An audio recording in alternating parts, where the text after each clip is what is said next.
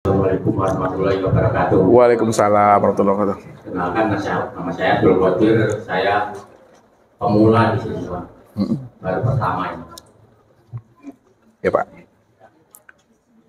Nama di sini telah mendengarkan kajian tentang tobat tadi yang membicarakan setelah kita betul-betul tobat. Ketika sakaratul maut masih adakah yang dinamakan takin atau dituntun la ilaha illallah? Itu yang pertama. Yang kedua, setelah kita betul-betul tobat masih adakah dan haruskah kita menjalankan sholat secara syariat dalam 5 waktu? Karena saya dengar di luar sana kalau sudah pas Allah katanya nggak sholat 5 waktu. Yang kedua, yang ketiga, kalau telah kita sudah bertaubat, adakah yang namanya hadas kecil dan hadas besar? Wajah saya. Assalamualaikum warahmatullahi wabarakatuh. Waalaikumsalam warahmatullahi wabarakatuh. Baik Bapak Ibu, ya nanti kalau lupa Ustaz pertanyaannya diingatkan lagi Pak ya. Aku udah tua. Adakah namanya talqin? Nah, Nabi katakan lakinu mautakum la ilaha illallah. Lakinu mautakum, talqinkan olehmu orang yang akan mati. Nah, yang akan mati atau yang telah mati. Ini ada makna zohirnya, ada makna batinnya. Makna zohir ini yang dipraktekkan oleh umat muslim dalam rangka mengamalkan hadis ini. Ya, bisa dia dengan membaca Yasin, bisa dengan menyebut la ilaha illallah, mentalkinkannya secara zohir, menghidupkan sunnah namanya. Namun secara makna hakiki, wajib bagi Bapak Ibu mentalkinkan akan diri sendiri 24 jam. Ini yang kita ajari tadi. Talkinkan tubuh itu dengan la ilaha illallah. Talkinkan hati itu dengan Allah, Allah. Talkinkan napas ruh itu dengan hu Allah. Talkinkan sir itu dengan la maujud illallah. Itu mentalkinkan diri.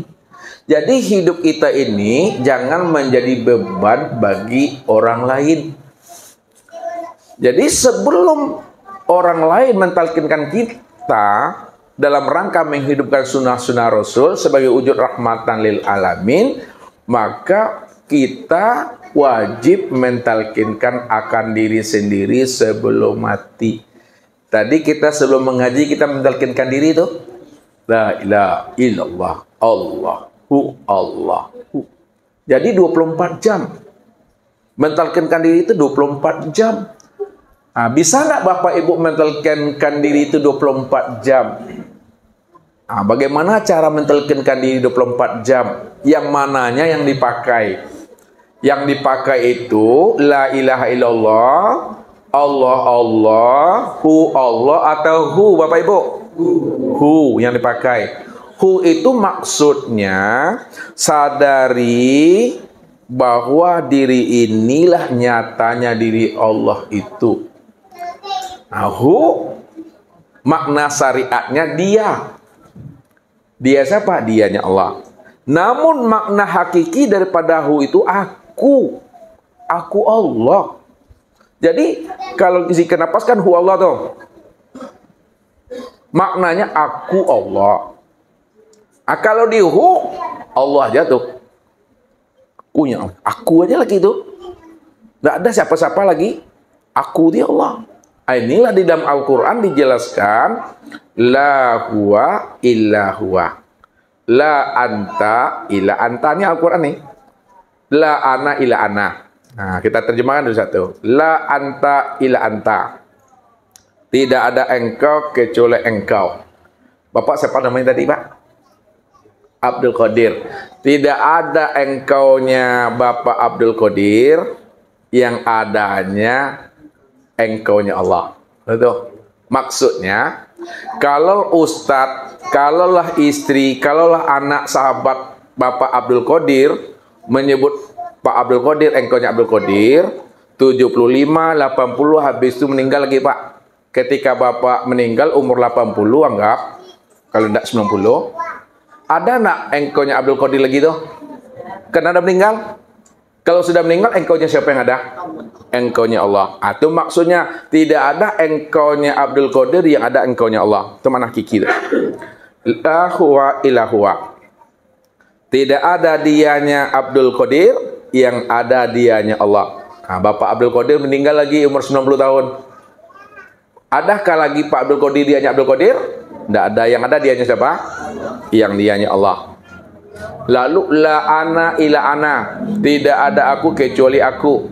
Tidak ada akunya Abdul Qadir, yang ada akunya Allah. Ketika Bapak meninggal umur 100 tahun, ada lagi dipanggil akunya Abdul Qadir? Tidak ada. Yang ada akunya siapa?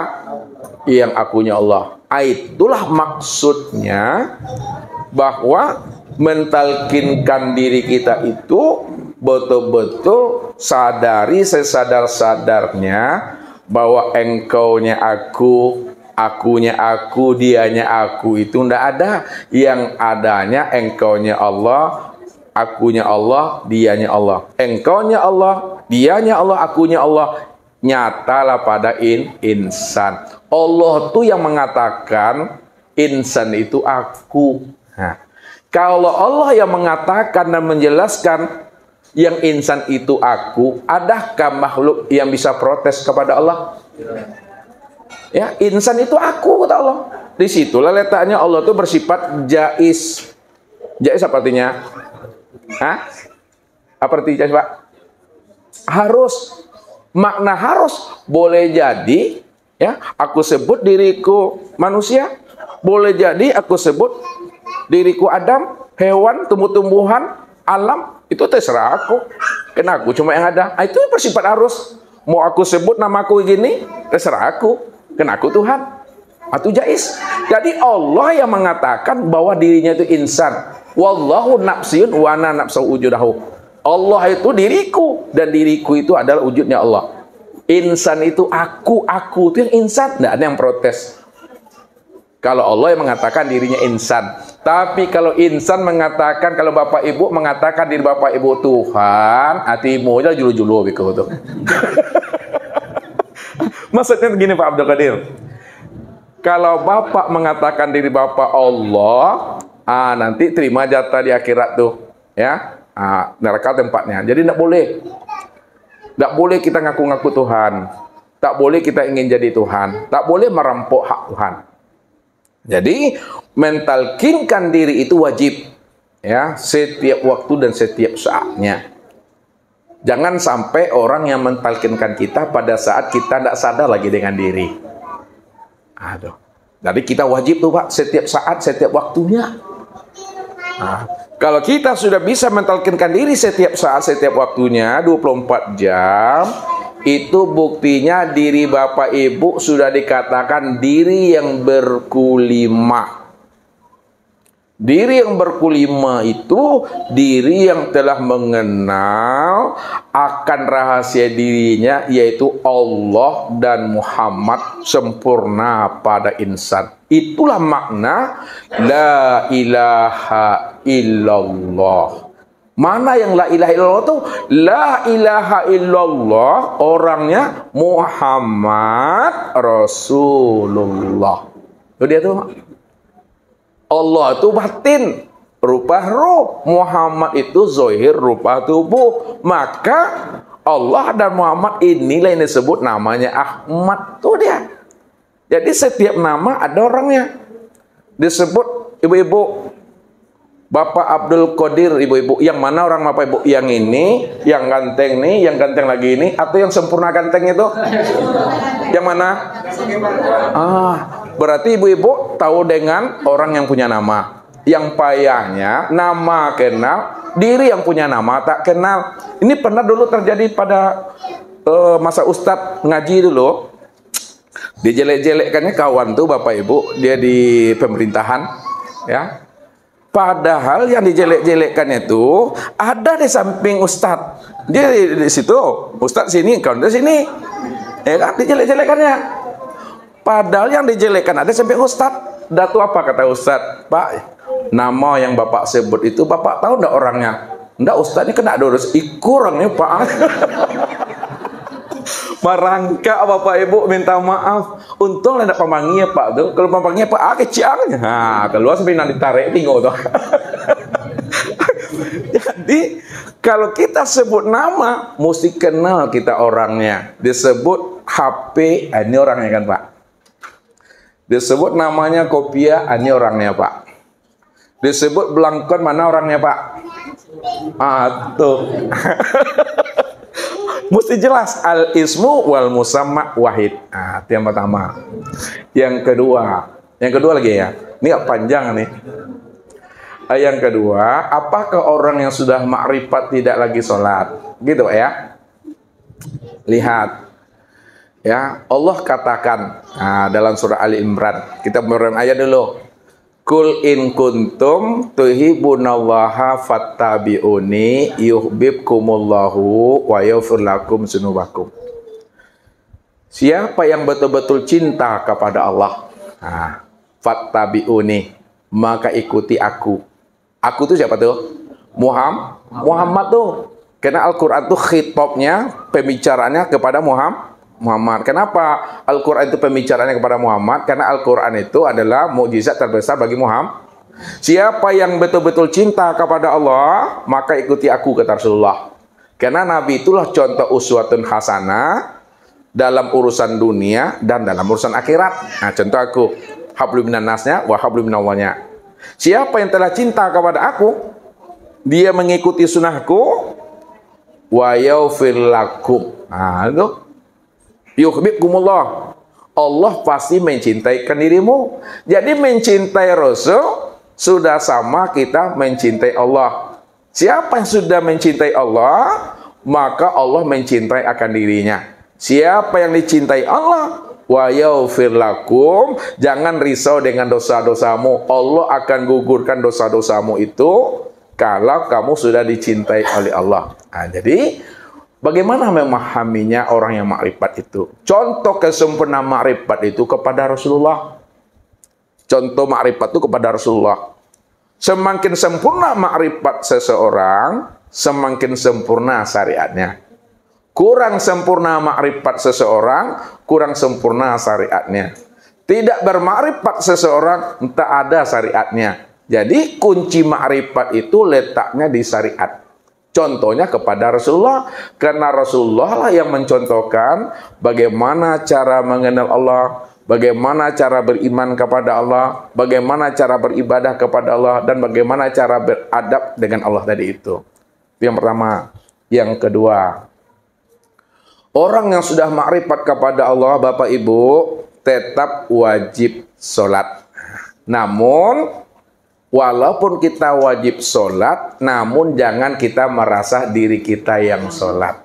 Kalau kita merasa diri kita yang sholat, fawailul lil musallin, nerakawilah bagi orang yang sholat. Jadi maksudnya orang makrifat tidak sholat itu mesti dipahami begini, Pak. Ya, ada orang makrifat tidak sholat lagi, kata Bapak. Kalimat itu mesti dipahami, orang makrifat tidak lagi sholat, itu maksudnya dia tetap sholat, dia tetap beribadah. Namun yang sholat dan beribadah itu tidak ada lagi keakuan dirinya yang merasa dirinya yang sholat dan beribadah itu. Kalau tidak ada lagi keakuan dirinya yang merasa beribadah dan sholat, lalu siapa yang sholat itu sebenarnya? Yang sholat itu adalah Allah tadi. Aqimis sholata li zikri. Dirikanlah sholat untuk mengingat aku. Itu terjemah. Sebenarnya siapa si zikri? Zikri itu adalah salah satu nama daripada Allah. Kalaulah zikri itu salah satu nama pada Allah, maka zikri itu tiada lain dirinya Allah. Maka dirinya Allah itulah yang sholat. Dialah yang memuji akan dirinya sendiri. Apa kata Allah? Innani anallah. Sesungguhnya aku inilah Allah. La ilaha illa ana. Tidak ada lagi Tuhan yang wujud, ya, melainkan hanya aku. Fa'budni, maka sembahlah aku. Fa'budni itu maksudnya akulah yang menyembah akan diriku sendiri. Akulah yang memuji akan diriku sendiri. Tidak ada lagi yang menyembah dan memuji akan diriku, melainkan aku yang semata-mata, karena aku cuma yang ada. Maka nyatanya aku itu bernama dengan Muhammad. Muhammad itu adalah nama aku, nama yang zahir aku. Wa ani'buduni hadza siratal mustaqim. Akulah yang menyembah dan memuji akan diriku sendiri. Itulah yang dikatakan Allah tadi. Kif ya Muhammad ana rabbaka usolli. Berhentilah engkau yang mengaku, hai Muhammad. Ini Muhammad semuanya nih, ibu-ibu, bapak-bapak, Muhammad. Tubuh itu, akulah sebenarnya yang sholat tadi. Jadi Allah yang memuji, yang membesarkan, yang menyatakan akan diri sendiri, tidak ada lagi maknanya. Jadi maksud tidak sholat itu bukan dirinya tidak sholat, dia tetap sholat, tapi tidak ada lagi keakuan dirinya yang merasa dirinya sholat. Sebab kalau masih ada keakuan dirinya yang merasa dirinya sholat, disitulah letaknya fawailul musholin. Contoh, bapak kan sholat kan? Nah, kalau bapak sholat, lalu bapak merasa diri bapak yang sholat itu, maka jatuh bapak kepada fawailul musholin. Kenapa? Wujudu kazanbun. Adanya diri bapak ibu yang merasa diri bapak ibu yang sholat itu dosa tuh. Itu maksudnya. Namun kalau ada orang ma'rifat betul-betul ditinggalkan ibadah sholat, Ustadz heran. Dan mungkin Ustadz mau bertanya, siapa nabinya sebenarnya itu? Kalau nabinya masih Nabi Muhammad, sholat juga tuh. Tapi kalau dia nggak sholat, nabinya bukan Nabi Muhammad tuh. Ya, ini jangan sampai bapak ibu tidak sholat dengan memahami kaji ini. Salah nanti. Tetap bapak ibu sholat, tetap beribadah, tapi jangan diri bapak ibu yang merasa diri bapak ibu sholat dan beribadah. Jadi itu kuncinya. Kalau ada orang ma'rifat tidak sholat, jangan ikuti. Karena orang ma'rifat tidak seperti itu. Ya, orang ma'rifat tetap dia sholat. Rasulullah lah contoh uswatun hasanahnya. Yang ketiga apa tadi ya? Lupa Ustaz. Apa Pardi? Kalau sudah bertobat, apakah masih berlaku hadas kecil dan hadas besar pada dirinya? Ya, hadas besar dan hadas kecil tentu pahamnya secara syariat. Secara syariat tentu ada Pak. Hadas kecil itu pada saat kita buang air itu hadas kecil, membersihkannya dengan cara berwudu, ya kan? Hadas besar masih ada, itu cara memandikannya dengan mandi janabah, mandi besar namanya. Itu hadas secara zahir, baik besar maupun kecil. Namun yang namanya hadas besar dalam hakikat tidak ada. Sebab kalau masih ada hadas besar, maka itu adalah dosa. Yang dikatakan hadas besar itu wujudu kazanbun. Itu yang dikatakan najis batin. Adanya keakuan dirimu itu syirik.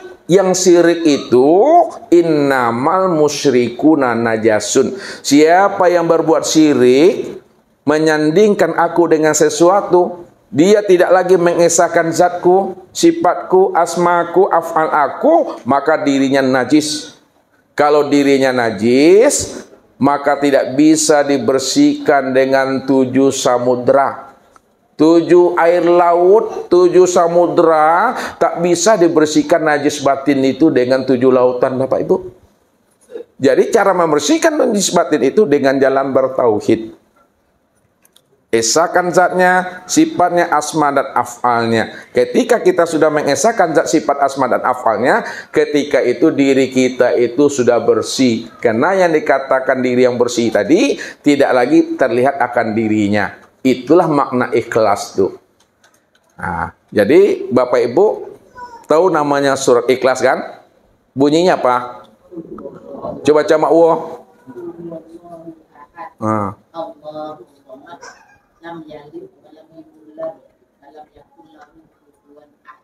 Itu surah ikhlas. Adakah lapas ikhlas di dalamnya tadi itu? Kenapa disebut surah ikhlas? Hah? Ini namanya surah ikhlas, tapi lapasnya Qul huwallahu ahad, enggak ada ikhlas. Allahu samad, enggak ada ikhlas. Lam yalid walam yakul, enggak ada lapas ikhlas. Walaupun tidak ada lapas ikhlasnya, namun ikhlasnya itu tersembunyi di dalam maknanya. Qul huwallahu ahad, apa artinya tuh? Katakanlah bahwa Allah itu Esa. Maksudnya Allah tuh cuma yang ada. Maknanya, Muhammad. Nah, Allah tuh ngomong dengan Muhammad tuh, Muhammad, yang engkau itu aku, diri engkau tuh, diri aku, diri aku. Ya, diri engkau itu yang ahad tuh. Itu ikhlas tuh. Ikhlas tuh artinya murni.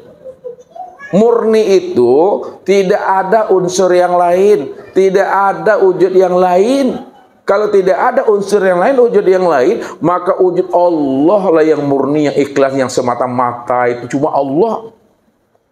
Itu dia maksudnya ikhlas.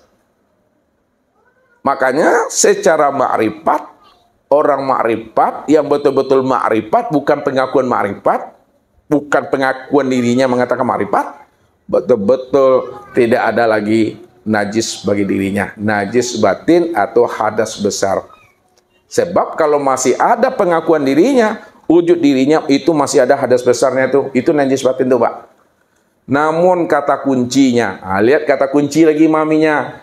Kalau Bapak Ibu udah sampai pada makom Tuhan, Allah cuma yang ada, itu yang disebut namanya makom ma'rifat, makom aryan.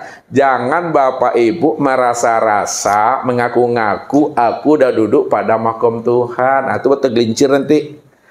Aku udah duduk pada makom ma'rifat, itu juga tergelincir nanti.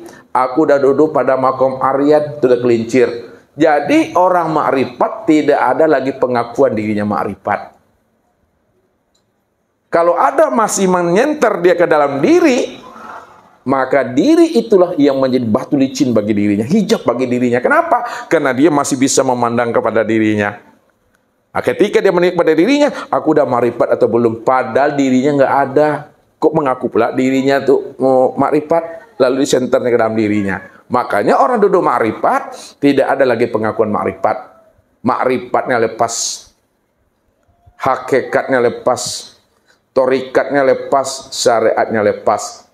Tidak ada lagi dia yang bersyariat, tidak ada lagi dia yang bertorikat, tidak ada lagi dia yang berhakikat, tidak ada lagi dia yang bermakrifat. Kalau tidak ada lagi dirinya bersyariat, berterikat, hakikat dan makrifat, lalu siapa yang bersyariat? Yang bersyariat itu Allah, nyata pada tubuh ini ya. Maka tubuh inilah tempat memandangnya sifat kamal Allah itu. Nah, tidak ada lagi dirinya berterikat, yang berterikat itu Allah, nyata pada hatinya. Inilah sifat sikohar tuh. Tidak ada lagi diri yang berhakikat itu hanya Allah. Itu namanya sifat jamal Allah itu nyata pada dirinya ini ya. Ruh itu. Tidak ada lagi dia bermakrifat, yang marifat itu Allah. Nyatalah sifat jalalnya Allah itu pada dirinya itu, pada nyawa itu.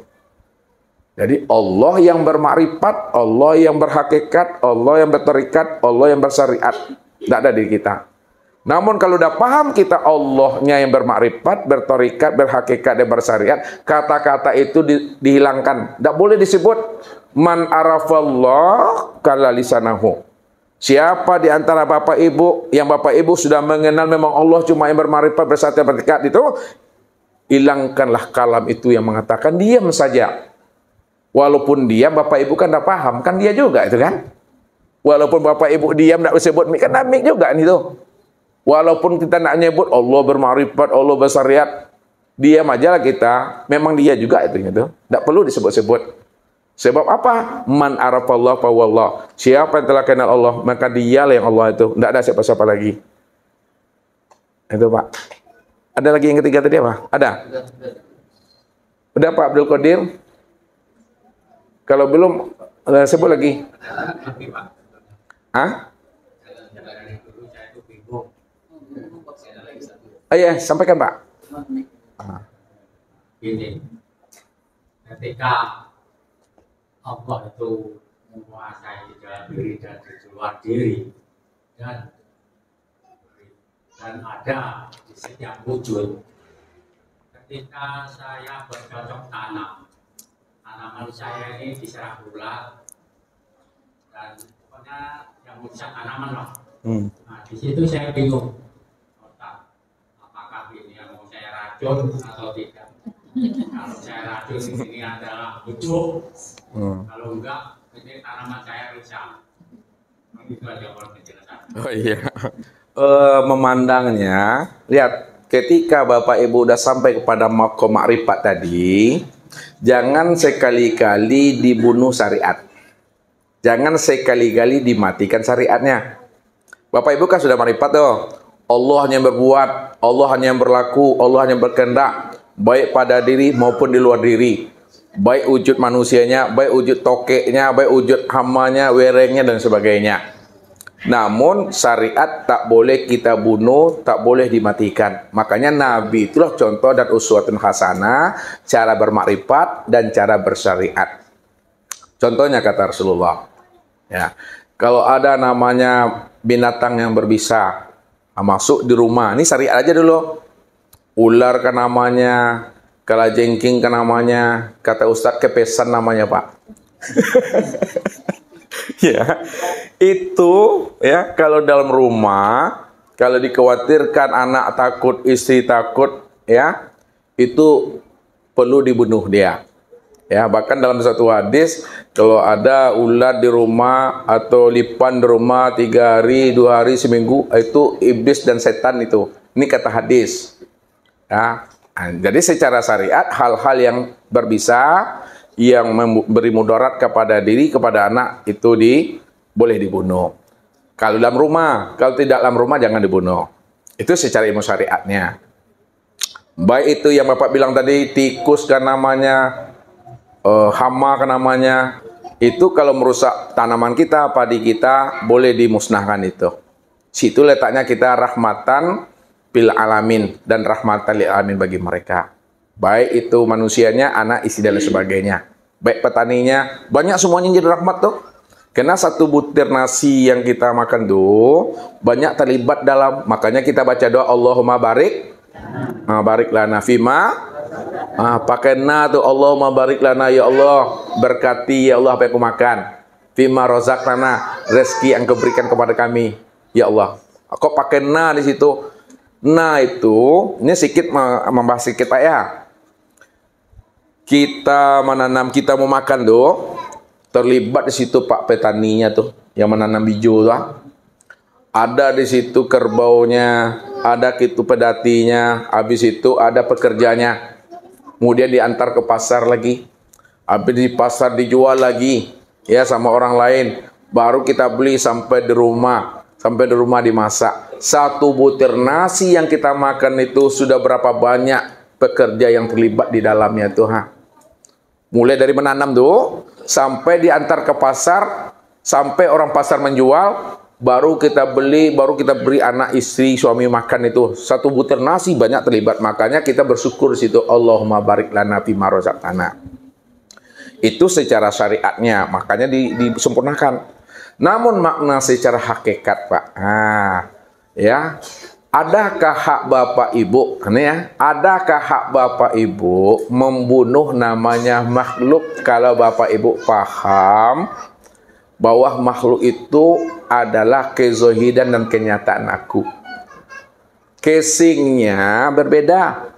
Apa yang ada pada diri kita Bapak Ibu dan apa yang ada pada harimau itu sama enggak isi dalamnya itu? Sama itu. Zahirnya kita insan, zahirnya dia disebut harimau. Tapi apa yang ada pada dalam diri insan dan apa yang ada pada dalam diri harimau itu sama-sama ruh tuh. Sama-sama hayat dalamnya itu. Siapa hayat? Hayat itu aku tuh kata Allah. Makanya jangan Bapak Ibu tertipu memandang bentuk dan rupa. Allah yang menciptakan sesuatu padahal dia nyata pada sesuatu.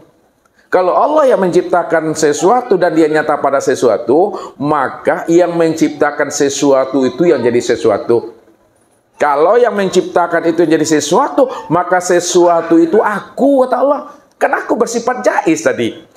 Aku mau merubah diriku menjadi harimau, mau jadi apapun lah namanya, terserah aku. Ya, tapi disitulah aku menjadi rahmat untuk sekalian alam nih. Aku jadikan harimau, aku jadikan kambing, aku jadikan semuanya. Aku ingin jadi rahmat. Semuanya ada maknanya ke Tuhan. Nah, jadi bagaimana caranya? Nah, caranya secara makna hakikat. Bapak ngomong dengan hewan tuh. Apa namanya? Wahai makhluk hama, wahai namanya wereng, tak apalah namanya. Kamu kalau mau makan, makanlah. Tapi tinggalkanlah untuk aku yang menanamnya. Bisa untuk istri, bisa untuk anak dan sebagainya. Coba dilatih itu. Dari hal yang kecil-kecil dulu. Ada semut di rumah Pak Abdul Qadir namanya semut api itu. Ya kan? Kalau Bapak semprot kan cepat kali matinya itu. Kan tidak ada rahmatan lil semut. Kita jadi rahmatan untuk semut. Ngomong, berdialog dengan semut tuh. Wahai semut, engkau hamba Allah, aku juga hamba Allah. Dirimu juga Muhammad, diriku juga Muhammad. Sedangkan diri Muhammad kenyataan Allah, berarti dirimu juga kenyataan Allah, diriku juga kenyataan Allah. Jadi rahmatlah kamu untuk diriku Aniha. Ya, maka yang terpandang itu, pandanglah aku ini juga sama dengan dirimu. Aku juga memandang dirimu adalah sama dengan diri aku. Jadi kalau kita mau bunuh semut, maka yang terpandang diri kita. Ketika semut merusak sesuatu untuk kita, merusak dia, maka yang terpandang adalah diri dia juga di situ. Maka dia tidak mau. Pada saat itu Bapak ngomong dengan hati ngomongnya Pak, bukan dengan nafsu, jangan dengan emosi ya Pak ngomongnya. Wahai semut, jadi rahmatlah kamu untuk aku. Dirimu dengan diri aku ini sama sebenarnya. Kamu nyatanya Allah, aku juga nyatanya Allah. Kamu bahagian Allah, aku juga bahagian Allah. Pergilah kamu. Tapi kalau kamu tak pergi juga, nanti kalau kamu mati, jangan disalahkan aku. Aku ingin jadi rahmat untuk diriku. Nah, kalau kamu tak mau jadi rahmat untuk aku jadi rahmat untuk diriku. Maka segala sesuatu yang merusak aku akan habiskan di situ. Jadi di situ ketika membunuhnya, jangan dipandang lagi akan diri kita di situ yang berbuat, tapi nyatanya sifat jalalnya Allah tuh nyata pula pada jalal itu.